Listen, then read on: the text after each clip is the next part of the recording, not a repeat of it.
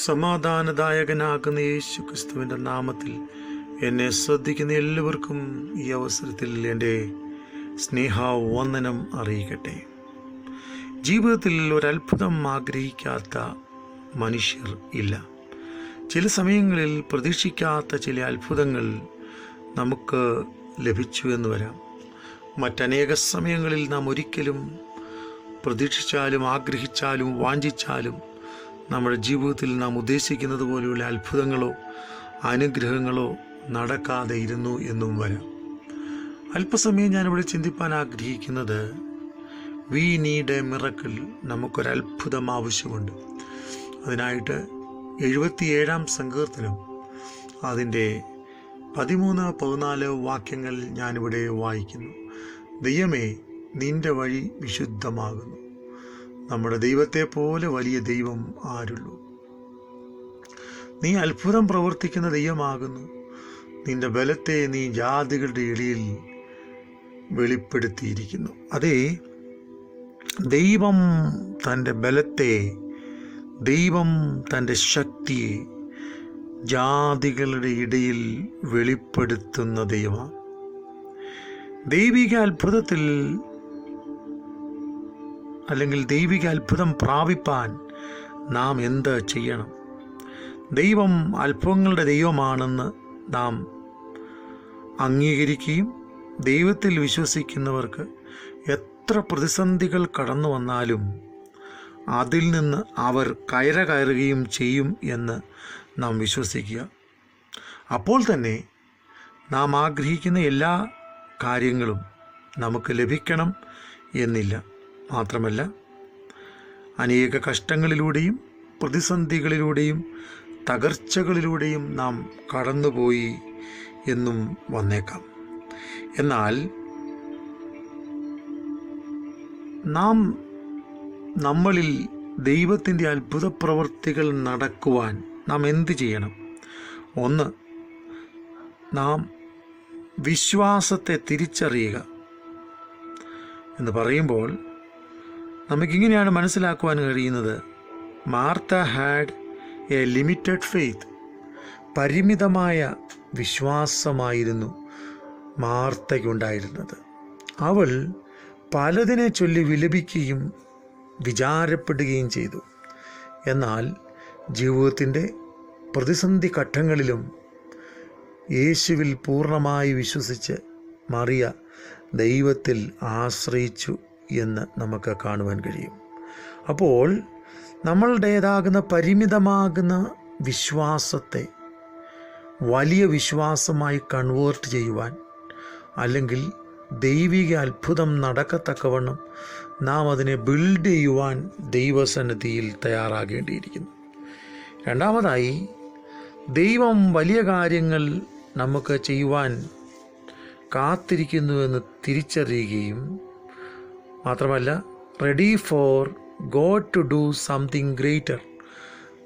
ദൈവം വലിയ കാര്യം ചെയ്യാൻ വേണ്ടി നാം ഒരുക്കമുള്ളവരായി ദൈവസന്നിധിയിൽ ആയിരിക്കുകയും ചെയ്യുക. പലപ്പോഴും ജീവിതത്തിൻ്റെ പ്രതിസന്ധി ഘട്ടങ്ങളിൽ നാം അതിനൊരുക്കമുള്ളവരല്ല, അതുപോലെ സമർപ്പിക്കപ്പെടുവാൻ തയ്യാറുള്ളവരല്ല. എന്നാൽ be ready for God to do something greater. നമ്മുടെ ജീവിതത്തിൽ ചില വലിയ കാര്യങ്ങൾ ദൈവം ചെയ്യാൻ പോകുന്നുവെന്നുള്ള തിരിച്ചറിവോടുകൂടി ദൈവസന്നിധിയിൽ ഭക്തിയോടെ നിൽക്കുക. എന്നാൽ പല സമയങ്ങളിലും അവിശ്വാസം നിലനിൽക്കുമ്പോൾ അപ്രകാരമുള്ള ഒരു കാഴ്ചപ്പാടിലേക്ക് നമുക്ക് കടന്നു വരുവാൻ കഴിയാത്ത ജീവിത സാഹചര്യങ്ങൾ നമ്മുടെ മുമ്പിൽ പ്രത്യക്ഷപ്പെട്ടെന്ന് വന്നേക്കാം. എന്നാൽ ദൈവവചനത്തിൽ അടിസ്ഥാനപ്പെടുത്തി വ്യക്തമായി നാം തിരിച്ചറിയുക. മത്തായിയുടെ സുവിശേഷം 19-ാം അധ്യായം 26-ാം വാക്യത്തിൽ, മനുഷ്യരാൽ അസാധ്യമായത് ദൈവത്താൽ സാധ്യം. ഇന്നെന്നെ കേൾക്കുന്ന സകലരുമേ, ദൈവവചനപ്രകാരം ഉറപ്പോടെ വിശ്വസിക്കുക. മനുഷ്യരാൽ അസാധ്യമായത് എൻ്റെ ദൈവത്താൽ സാധ്യം. അതെ, നിങ്ങളിന്ന് അലട്ടപ്പെടുന്ന രോഗങ്ങൾ, കടഭാരങ്ങൾ, ഇടുക്കങ്ങൾ, ഞെരുക്കങ്ങൾ, തകർച്ചകൾ, വ്യാകുലതകൾ എല്ലാത്തിൻ്റെയും നടുവിൽ ഒരുപക്ഷെ നാം കണക്ക് കൂട്ടുമ്പോൾ നാം കാണുന്നതും കേൾക്കുന്നതും അനുഭവിക്കുന്നതും അറിയുന്നതും ഒക്കെ ചിന്തിച്ചു നോക്കിയാൽ അസാധ്യമെന്ന് നമുക്ക് തോന്നിയെന്ന് വന്നേക്കാം. ഒരുപക്ഷേ മാനുഷികമാകുന്ന പരിമിതികളിൽ അത് അസാധ്യമായി നിലനിൽക്കുന്നുവെന്നും വന്നേക്കാം.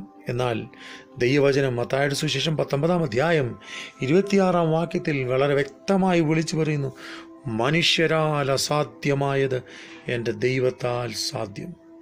എന്നെ കേൾക്കുന്ന പ്രിയ ദൈവമക്കളെ, ഒരു കാര്യം ദൈവവചനത്തിൽ ആശ്രയിച്ച് വ്യക്തമായി വിളിച്ചു പറ, മനുഷ്യരാൽ അസാധ്യമായത് എൻ്റെ ദൈവത്താൽ സാധ്യമെന്ന്.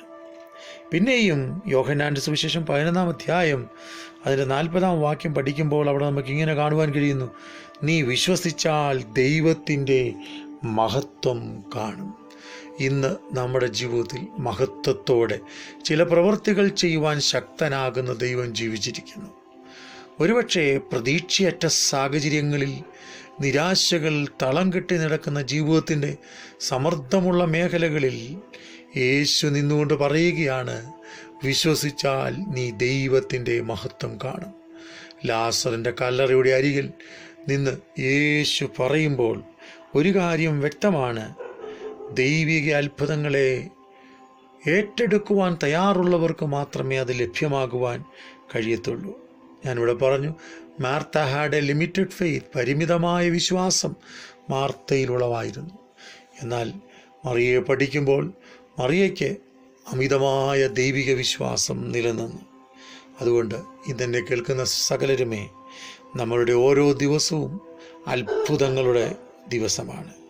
ഞാനിങ്ങനെ വിശ്വസിക്കുന്നു, every day holds the possibility of miracle. എല്ലാ ദിവസവും എല്ലാ സമയവും അത്ഭുതത്തിൻ്റെ ചില സാധ്യതകൾ നമ്മുടെ മുമ്പിലുണ്ട്. അതുകൊണ്ട് ദൈവവചനം ഇങ്ങനെ പറയുന്നു, എന്നിൽ വിശ്വസിക്കുന്നവർക്ക് വേണ്ടി അത്ഭുതങ്ങളെ ചെയ്യുന്ന ഒരു വലിയവനാകുന്ന ദൈവം. അതുപോലെ തന്നെ പഴയ നിയമത്തിൽ ഇങ്ങനൊരു വാക്യം കാണുന്നു, ഞാൻ മിസ്രയീം ദേശത്ത് നിന്ന് നിങ്ങളെ പുറപ്പെടുപ്പിച്ച കാലത്തെന്നതുപോലെ ഞാൻ നിങ്ങളുടെ ഇടയിൽ അത്ഭുതങ്ങൾ ചെയ്യും. നമ്മുടെ ദൈവം അത്ഭുതങ്ങളുടെ ദൈവമാണ്, അതിശയങ്ങളുടെ ദൈവമാണ്. അതുകൊണ്ട് ജീവിതത്തിൻ്റെ നിർണായകമാകുന്ന പ്രതിസന്ധി ഘട്ടങ്ങളിൽ ദൈവത്തിൽ വിശ്വസിക്കുക.